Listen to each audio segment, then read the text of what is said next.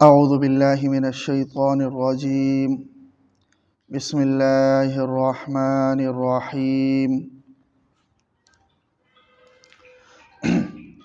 للہ ما فی السماوات وما فی الارض، اللہ ہی کی ملکیت ہے جو کچھ آسمانوں میں ہے اور جو کچھ زمین میں ہے۔ خود آسمان اور زمین بھی اللہ کی ملکیت ہے، اور جو کچھ ان دونوں میں ہے موجودات، وہ ساری کی ساری اللہ کی ملکیت ہے، اللہ ان کا مالک ہے۔ یہ قرآنی نظریہ ہے، مسلمانوں کا یہ ایمان ہے کہ وہ ہر چیز کی ملکیت اللہ تبارک و تعالیٰ کے لیے تسلیم کرتے ہیں، اور اس کا لازمی تقاضا یہ ہے کہ جب اللہ ہر چیز کا مالک ہو، یہ نظریہ ہو کسی کا، تو وہ پھر ان اشیاء کے استعمال میں بھی اللہ تبارک و تعالیٰ کے بتائے ہوئے اصول اور اللہ تبارک و تعالیٰ کے بتائے ہوئے احکامات کو ہی واجب الاتباع سمجھے گا۔ تو اگر یہ نظریہ اس کا نہیں ہے تو پھر وہ یہی کہے گا کہ میری اپنی زندگی ہے، میں جیسے چاہوں گزار لوں، میرا اپنا مال ہے، میں جیسے چاہوں خرچ کر لوں۔ تو یہ اس نظریے کی بنیاد کہ اللہ ہی کے احکامات کو تسلیم کرنا، اس کی بنیاد یہی ہے کہ للہ ما فی السماوات وما فی الارض، یہ سب اللہ کی ملکیت میں۔ وَإِن تُبْدُوا مَا فِي أَنفُسِكُمْ أَوْ تُخْفُوهُ يُحَاسِبْكُم بِهِ اللَّهُ، اور اگر تم ظاہر کرو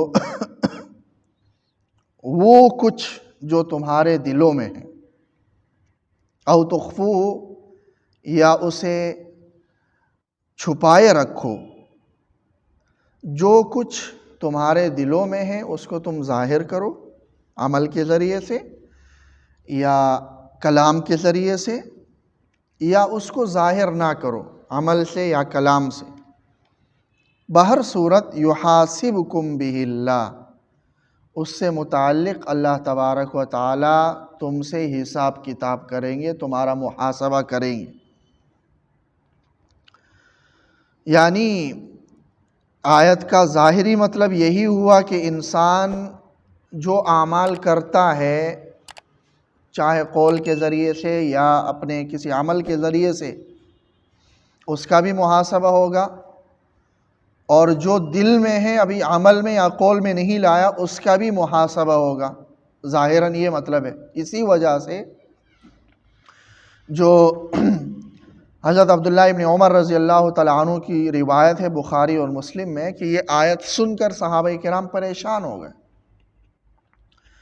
کہ اگر اللہ تبارک و تعالیٰ نے ہمارے دلوں میں آنے والی باتوں کا بھی محاسبہ کرنا ہے تو پھر تو ہمارا بچنا ناممکن ہوا، کہ دلوں میں جو باتیں آتی ہے اس کا بھی حساب کتاب ہوگا۔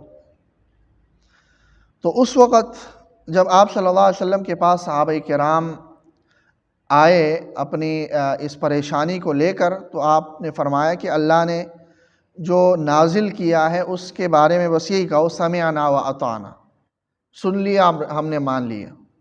صحابہ نے یہی کیا، اللہ نے یہ نازل کیا ہے، ٹھیک ہے ہم نے مان لیا، سن لیا اور ہم نے مان لیا۔ لیکن ظاہر ہے اللہ تبارک و تعالیٰ کا ہر حکم تو ایسا نہیں ہوتا کہ اللہ تعالیٰ حکیم ذات ہے اور خلاف حکمت کوئی حکم دیتے ہی نہیں اللہ تبارک و تعالیٰ۔ یہ ممکن نہیں ہے کہ اللہ تعالیٰ کسی ایسے کام کے کرنے کا حکم دے دے جو انسان کے بس میں ہی نہ ہو۔ تو اسی لیے پھر اگلی آیات میں اللہ نے یہ نازل کیا کہ لا یکلف اللہ نفسا الا وسعہا، کہ اللہ تعالیٰ کسی بھی انسان کو اس کی طاقت سے زیادہ کا مکلف نہیں بناتے۔ اور نبی اکرم صلی اللہ علیہ وسلم نے پھر فرمایا کہ ان اللہ تجاوز عن امتی عما حدثت انفسها ما لم يتکلموا او يعملوا به، کہ اللہ تبارک و تعالیٰ نے میری امت سے معاف کیا ہے جو ان کے دلوں میں باتیں آتی ہیں، جب تک کہ وہ اس سے ظاہر نہ کریں بات کے ذریعے سے یا اس کو اپنے عمل میں نہ لائیں۔ تو مطلب یہی ہوا کہ انسان کے دل میں وہ وساوس جو بلا اختیار آتے ہیں ان پر کوئی محاسبہ نہیں، جو وہ اپنے اختیار سے لاتا ہے اس پر محاسبہ ہے، اور جو عزم کرتا ہے اس پر محاسبہ ہے۔ اور ظاہر ہے کہ شریعت کا ایک حصہ جہاں ظاہری اعضاء سے متعلق ہے، جیسے نماز ہے یا حج ہیں یا زکوٰۃ ہیں یا دوسرے بہت سارے احکامات ہیں، اسی طرح قلب اور دل کے ساتھ بھی بہت سارے احکامات کا تعلق ہے۔ ایمان کا تعلق دل سے ہے، کفر کا تعلق دل سے ہے، اس پر محاسبہ ہوتا ہے دل سے، اور اسی طرح جو صبر ہے اس کا تعلق دل سے ہے، شکر کا تعلق دل سے ہے، قناعت کا تعلق دل سے ہے، سخاوت کا تعلق دل سے ہے، بغض کا، حسد کا، بخل کا، ان چیزوں کا تعلق دل سے ہے، اور یہ گناہ ہے اور اس پر محاسبہ ہوتا ہے۔ تو یہ معنی نہیں ہے کہ دل میں جو ہوں اس سے کوئی محاسبہ ہے نہیں، مطلقاً یہ معنی، بلکہ جو باتیں دل میں بلا اختیار آتی ہے اس کا اللہ تبارک و تعالیٰ آپ سے پوچھ گچھ نہیں کریں گے، اس کا محاسبہ نہیں ہوگا۔ بالاختیار آتی ہے اس کا محاسبہ، پھر اس میں بھی بعض ایسی ہیں کہ جس کا محاسبہ نہیں ہوتا، جیسے دل میں اگر آپ کہتے ہیں کہ میں اپنی بیوی کو طلاق دے دیتا ہوں تو طلاق نہیں ہوتی۔ دل میں آپ کہتے ہیں کہ میں یہ چیز بیچ رہا ہوں تو وہ چیز بکتی نہیں ہے جب تک کہ آپ زبان سے اس کا وہ لین دین نہیں کرتے، یا زبان سے جب تک کہ طلاق نہیں کہتے۔ تو بہرحال اس آیت کا پھر معنی یہی ہوا کہ ہر وہ عمل جس کا جو بالاختیار انسان دل میں لاتا ہے اور شریعت نے اس کا اعتبار کیا ہے تو اللہ تبارک و تعالیٰ اس کا محاسبہ کریں گے، اور اگر بلا اختیار اس کے دل میں وہ باتیں آتی ہیں تو اس کا کوئی محاسبہ نہیں ہے۔ جو وساوس آتے ہیں، چاہے وہ اللہ کے وجود سے متعلق ہوں، نبی اکرم صلی اللہ علیہ وسلم کی رسالت سے متعلق ہو، قرآن سے متعلق ہو، جو وساوس آتے ہیں وہ جو ہے نا اس پر اللہ تبارک و تعالیٰ کوئی فیصلہ نہیں کرتے ہیں جب تک کہ انسان اپنے اختیار سے اور اپنے عزم سے کوئی وہ نہ کر لیں اور عزم نہ کر لیں۔ جیسے کوئی انسان ہے، گناہ کا ایک تو وسوسہ آتا ہے، اور ایک یہ کہ وہ عزم کر لیتا ہے کہ میں نے یہ گناہ کرنا ہے، تو وسوسہ آ جائے اس پر اسے کوئی پکڑ نہیں ہے، کوئی گناہ نہیں ہے۔ لیکن اگر وہ عزم کر لیتا ہے کہ میں نے یہ گناہ کرنا ہے لیکن کچھ رکاوٹیں آ گئی اور اس کی وجہ سے وہ گناہ نہیں کر پا رہا، تو اس عزم کا اس کو گناہ ہوگا، لیکن بلا اختیار اگر دل میں آتی ہے تو اس سے گناہ نہیں ہوگا۔ تو ان تبدوا ما فی انفسکم او تخفوہ یحاسبکم بہ اللہ، اللہ تبارک و تعالیٰ تم سے اس کا محاسبہ کریں گے۔ اور ایک اور روایت بھی ہے بخاری میں کہ نبی اکرم صلی اللہ علیہ وسلم نے ارشاد فرمایا کہ قیامت کے دن اللہ تبارک و تعالیٰ مسلمان بندہ جو گناہگار ہوگا اس کو اپنے قریب بلائیں گے اور اس کی سرگوشی میں اس سے کریں گے، اس سے سرگوشی کر کے ایک ایک گناہ اس کو یاد دلائیں گے کہ ہاں یہ گناہ آپ نے کیا تھا، یہ گناہ آپ نے کیا تھا، یہ گناہ آپ نے کیا تھا۔ تو وہ مسلمان، وہ مومن سب کا اقرار کرے گا اور وہ یہ سمجھے گا کہ گویا میں تو ہلاک ہو گیا، ساری گناہ اللہ کے علم میں ہے، میں تو گیا جہنم۔ پھر اللہ تبارک و تعالیٰ اس کی بخشش کر دیں گے کہ میں نے دنیا میں ان کا پردہ رکھا تھا، ابھی بھی پردہ ہے، میں بخش دیتا ہوں۔ تو یہ بھی معنی ہو سکتا ہے اس آیت کا کہ وَإِن تُبْدُوا مَا فِي أَنفُسِكُمْ أَوْ تُخْفُوهُ يُحَاسِبْكُم بِهِ اللَّهُ، جو گناہ تمہارے لوگوں کو معلوم ہے یا جو گناہ معلوم نہیں ہے، اللہ اس کا محاسبہ کریں گے، بتائیں گے، آپ سے پوچھیں گے کہ ہاں یہ گناہ آپ نے کیا تھا۔ فَيَغْفِرُ لِمَن يَشَاءُ، فَيَغْفِرُ لِمَن يَشَاءُ، پھر جسے چاہیں گے اللہ معاف کر دیں گے، وَيُعَذِّبُ مَن يَشَاءُ، اور جسے چاہیں گے اللہ تبارک و تعالیٰ عذاب دیں گے۔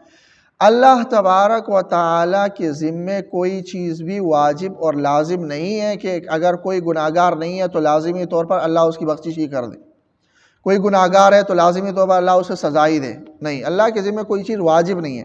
اگرچہ عدل اور انصاف کریں گے اللہ، ایسا نہیں کریں گے کہ اللہ تبارک و تعالیٰ عدل و انصاف نہ کریں، لیکن یہ عدل و انصاف کرنا اللہ کے ذمے لازم نہیں ہے۔ یہی اہل سنت والجماعت کا عقیدہ ہے۔ اہل تشیع کہتے ہیں کہ اللہ کے ذمہ عدل لازم ہے، واجب ہے کہ وہ یہ کرے۔ اللہ کے ذمہ کوئی چیز ہم واجب نہیں کر سکتے، وہ مختار کل ہے، جو چاہے کر سکتے ہیں۔ چاہے تو کسی جو نیک ہے اس کو سزا دے دیں، عذاب دے دیں، چاہے تو جو گناہگار ہے اس کو اگرچہ اللہ کریں گے ایسا نہیں، لیکن عقیدہ ہمارا یہ ہے کہ اللہ چاہے تو یہ بھی کر سکتے. تو فَيَغْفِرُ لِمَن يَشَاءُ، جسے چاہیں اللہ تبارک و تعالیٰ بخش دیتے ہیں. وَيُعَذِّبُ مَن يَشَاءُ، اور جسے چاہیں اللہ تبارک و تعالیٰ عذاب دے دیتے ہیں. وَاللَّهُ عَلَى كُلِّ شَيْءٍ قَدِيرٌ، اور اللہ تبارک و تعالیٰ ہر چیز پر قادر ہے. اللہ تبارک و تعالیٰ کے لیے کوئی چیز مشکل نہیں ہے. آمن الرسول، یہ رسول یعنی نبی اکرم صلی اللہ علیہ وسلم کو بھی یقین ہے اور ایمان ہے. بما انزل الیہ، ان احکامات پر جو ان کی طرف نازل کیے گئے ہیں. من ربہ، ان کے پروردگار کی طرف سے. والمؤمنون، اور مومنین بھی ایمان رکھتے ہیں. یہ ایمانی مجمل کا بیان ہے کہ رسول کو بھی اس قرآن کے قرآن ہونے پر کوئی شک نہیں ہے، مومنین کو بھی اس قرآن کے قرآن ہونے پر کوئی شک نہیں ہے، انہیں ایمان ہے، انہیں یقین ہے. کل، یہ سب آمن باللہ، ایمان رکھتے ہیں اللہ پر. و ملائکتہ، اس کے فرشتوں پر. و کتبہ، اور اس کی کتابوں پر. و رسولہ، اور اس کے رسولوں پر. اور یہ کہتے ہیں کہ لا نفرق بین احد من رسلہ، کہ ہم اللہ کے رسولوں میں سے کسی کے درمیان میں کوئی فرق نہیں کرتے ایمان لانے کے اعتبار سے. ایسا ہم نہیں کرتے ہیں کہ بعض رسولوں پر ایمان لائے بعض پر نہ لائے. جیسے یہود موسیٰ علیہ السلام پر ایمان لاتے ہیں، دیگر انبیاء کو نہیں مانتے. عیسیٰ علیہ السلام محمد صلی اللہ علیہ وسلم کو نہیں مانتے. عیسیٰ علیہ السلام پر ایمان لاتے ہیں، محمد صلی اللہ علیہ وسلم اور موسیٰ علیہ السلام پر ایمان نہیں. ہم یعنی جو قرآن کے ماننے والے ہیں وہ یہ کہتے ہیں کہ لا نفرق بین احد، ایمان کے اعتبار سے رسولوں میں کوئی فرق نہیں. ہاں فضیلت کے اعتبار سے ہے جو پیچھے بیان ہوا ہے، تلک الرسل فضلنا بعضهم. وقالوا، اور یہ مومنین کہتے ہیں سمعنا، ہم نے سن لیا اللہ کے احکامات کو. واطعنا، اور ہم نے مان لیے. مومن کی شان ہی یہی ہونی چاہیے، مومن کی شان ہی یہی ہونی چاہیے کہ وہ کہیں کہ اللہ کا حکم آ گیا میں نے مان لیا. اس بات میں تو بحث اور ڈیبیٹ ہو سکتی ہے کہ یہ اللہ کا حکم ہے یا نہیں ہے. اس بات میں مومن ڈیبیٹ کر سکتا ہے، بحث کر سکتا ہے، پوچھ سکتا ہے، مکالمہ کر سکتا ہے، مباحثہ کر سکتا ہے، اپنے اطمینان اپنے دل کو پہنچا سکتا ہے کہ یہ اللہ کا حکم ہے یا نہیں ہے. لیکن جب ایک بار بات واضح ہو جائے، کھل جائے کہ یہ اللہ کا حکم ہے، تو پھر مومن کوئی ڈیبیٹ نہیں کرتا کہ میں مانوں یا نہ مانوں. وہ سمعنا، سن لیا اللہ کا حکم، وہ اطعنا، اور مان لیا. اور یہ کہتے ہیں کہ غفرانک ربنا، اے ہمارے پروردگار ہم آپ کی بخشش چاہتے ہیں. وَإِلَيْكَ الْمَصِيرُ، اور آپ ہی کی طرف لوٹ کر آنا ہے. اللہ تعالیٰ عمل کی توفیق نصیب. سبحان